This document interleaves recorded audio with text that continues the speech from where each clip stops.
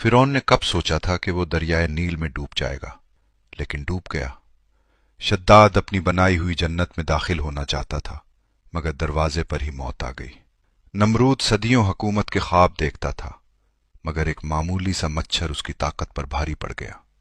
Yazid ने समझा कि वो हमेशा हुकूमत करेगा, लेकिन सिर्फ 3 साल में ही एक जहरीले जख्म ने उसकी कहानी खत्म कर दी और उसकी नस्ल भी मिट गई।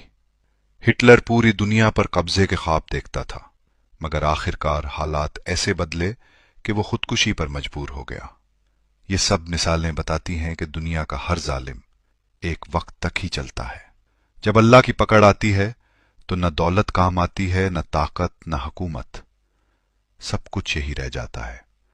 साथ सिर्फ आमाल जाते हैं, किरदार जाता है। इसलिए तकब्बुर छोड़ दें, जुल्म छोड़ दें, और याद रखें, अल्लाह की पकड़ कभी बेआवाज नहीं आती।